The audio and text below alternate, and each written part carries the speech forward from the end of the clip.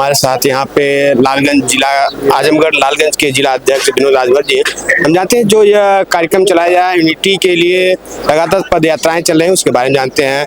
आप लोग लगातार पद यात्राएं कर रहे हैं, आज 3 यात्राएं की हैं। क्या पूरा देश को संदेश देना चाहते हैं आप इस पद यात्रा से? जिस प्रकार से सरदार वल्लभ भाई पटेल जी ने पूरे भारत को एक सूत्र में बांधने का काम किया, उन्हीं के जन्म जयंती के अवसर पर भारतीय जनता पार्टी द्वारा पूरे प्रदेश ही नहीं पूरे देश में रन फॉर यूनिटी के माध्यम से हम लोग समाज के सभी वर्गों में जा रहे हैं, उनके संदेश को दे रहे हैं कि जब हमारा देश आज़ाद हुआ तो आज़ादी के बाद आप जानते हैं भारत खंड खंड में बटा हुआ था, लेकिन जिस प्रकार से सरदार पटेल जी ने सबको एकत्र करने का काम किया, जोड़ने का काम किया, उसी प्रकार से ये रन फॉर यूनिटी के माध्यम से हम लोग सबको जोड़ने का काम कर रहे हैं और देश में एक अच्छा संदेश देने का काम कर रहे हैं। लेकिन अगर करंट समय में देखा जाए तो देश में कुछ ब्लास्ट हो रहे हैं, कुछ लोग कहते हैं कि आतंकवाद की जांच नहीं होती है, इस पे आप लोग कैसे दें? लगातार बात अभी श्रीनगर में भी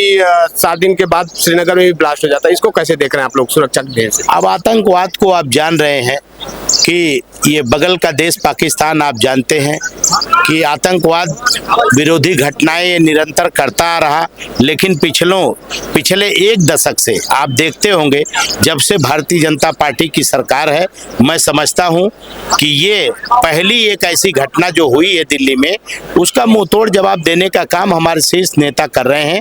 माननीय हमारे गृह मंत्री भारत सरकार अमित शाह जी की पैनी नज़र इस पे लगी हुई है और आप जानते हैं कि 2 दिन के अंदर, 2 दिन क्या 1 दिन के अंदर जो भी लोग इसमें शामिल थे सबको पकड़ने का काम किया गया है और इनका नेटवर्क कहां कहां जुड़ा है उनको भी जो है ये लोग ढूंढने का काम कर रहे हैं।